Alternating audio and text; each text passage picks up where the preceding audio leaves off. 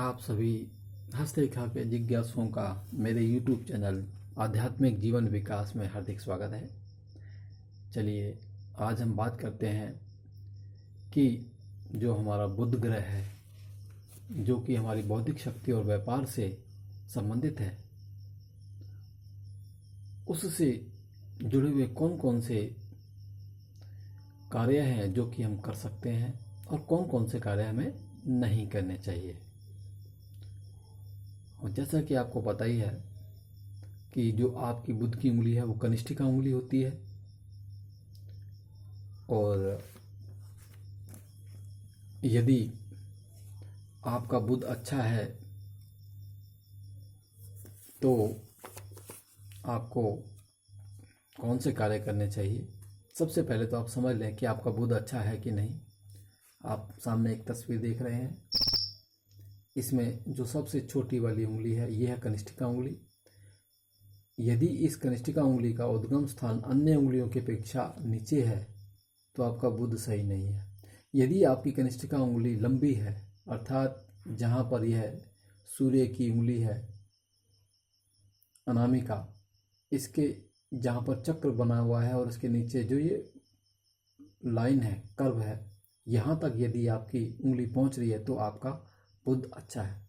और आपकी उंगली यदि सीधी है तो भी बुध अच्छा है। तीसरी बात, यदि आपकी बुध की उंगली के नीचे यदि पर्वत कुछ थोड़ा बहुत उठा हुआ है, यानी कि जो बुध की उंगली का जो उद्गम स्थान है, जो तीसरी लाइन आप यहाँ पे देख रहे हैं, कर्व, यह वक्र, इसके नीचे यदि यह क्षेत्र उठा हुआ है तो भी आपका बुध अच्छा है।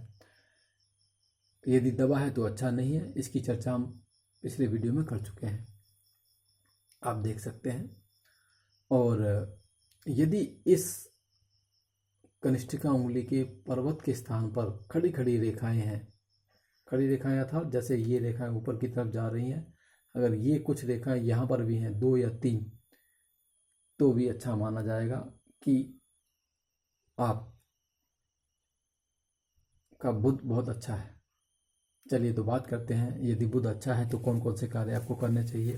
बुध से जुड़े हुए मुख्य कार्य होते हैं, वैसे कृषि का कार्य हो गया, अकाउंट्स का काम हो गया, और किराने की दुकान हो गई, और टैक्स का काम हो गया, जिसके बैंक का काम हो गया। वाक शक्ति आपकी अच्छी होगी। आप कुछ रिसर्च का कार्य भी कर सकते हैं। इसके लिए आपका बुध का पर्वत अच्छा होना चाहिए और उस पर खड़ी रेखाएं होनी चाहिए।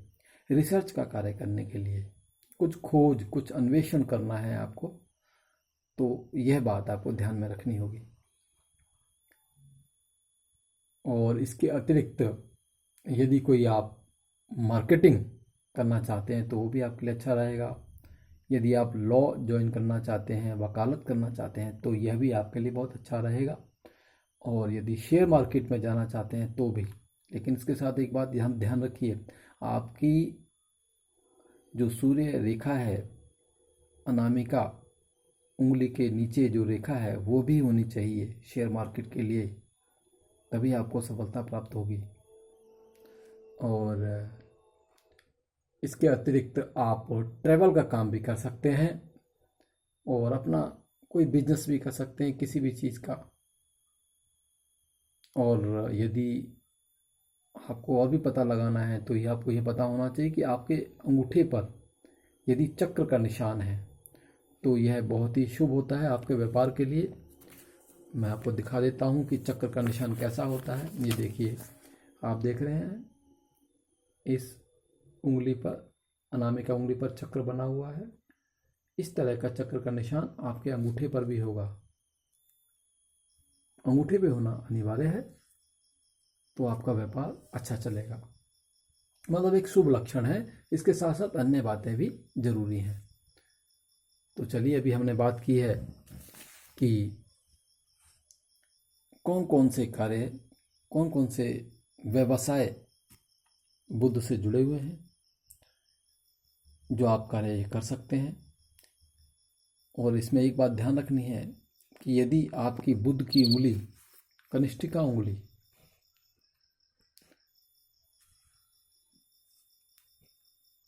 यदि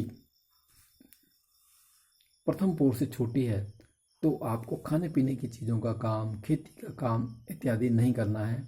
किराने की दुकान, समोसे, ब्रेड, हलवाई की दुकान, जो भी आपको बनाने, वो आपके कार्य नहीं चलेंगे।